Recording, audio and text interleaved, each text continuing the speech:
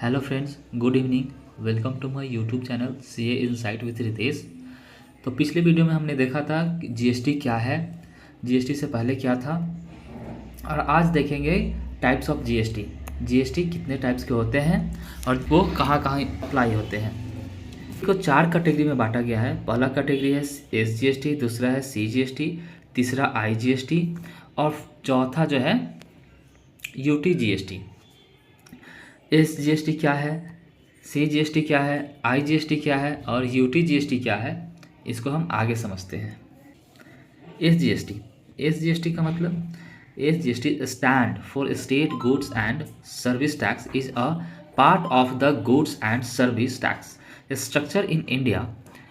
SGST is a tax levied by the state government on intra state. Intra state का मतलब होता है कि एक स्टेट में हम एक जगह से दूसरे जगह अगर कोई भी गुड्स सप्लाई करते हैं तो उसको हम इंट्रा स्टेट बोलते हैं। जैसे कि हम रांची से जमशेदपुर अगर गुड्स सप्लाई करते हैं तो वहाँ इंट्रा स्टेट अप्लीकेबल होगा। नेक्स्ट देखते हैं C G S T. C G S T, C G S T stand for central goods and service tax, और tax levied by the central government on the intra state. Suppose जैसे कि S G S T था वैसे ही सी G S T है। C G S T और S G S T दोनों intra state पे applicable होते हैं। आइए देखते हैं I G S T. I G S T क्या है? I G S T stand for integrated goods and service tax. It is a type of indirect tax that is levied on the interstate supply of goods and service in India. Interstate का मतलब suppose that कि हम झारखंड से बिहार कोई goods supply करते हैं या बिहार से कोई भी गुड्स सप्लाई होता है झारखंड में, तो वहाँ पे इंटर स्टेट, उसको हम इंटर स्टेट बोलेंगे और वहाँ पे आई जी एस टी अप्लीकेबल होगा। अब देखते हैं U T G S T. U T G S T क्या होता है? U T G S T is levied and collected by the central government in addition to CGST on the UT का मतलब union territory supply of goods and service. The rate of UTGST is equal to the rate of SGST in the respective state. ठीक है। The revenue collected from UTGST is share between the central government and the union territory government as per the recommendation of the GST council। UTGST से जो भी collect होता है उसको divide किया जाता है सेंट्रल गवर्नमेंट और यूटी में। यूटी मतलब union territory state. Union territory state देख लेते हैं एक बार कि कौन कौन से हैं।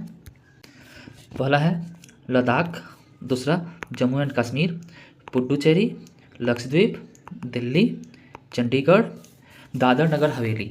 Dadar Nagar Haveli and Daman and Diu, ये पहले दोनों अलग अलग होते थे, इसको मर्ज किया गया 26 जनवरी 2020।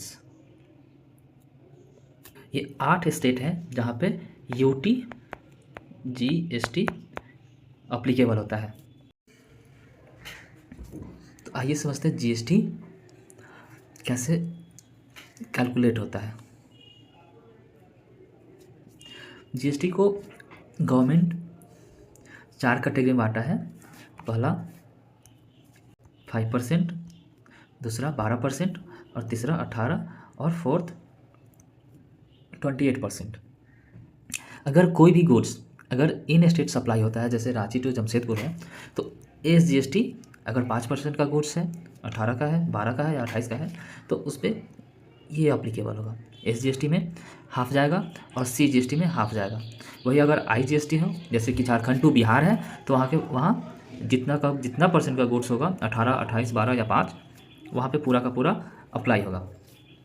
जी एस टी अप्लाई किस पे होता है? तो जी एस टी हमेशा टैक्सेबल वैल्यू पे लगता है। जैसे कि अगर कोई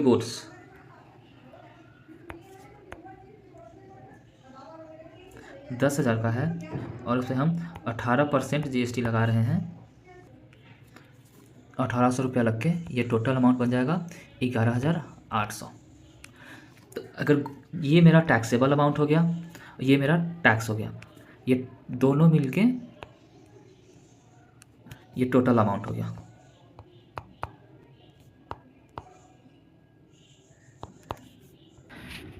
तो आइए फ्रेंड्स, मिलते हैं कल एक GST नए टॉपिक के साथ, इनपुट ऑफ GST।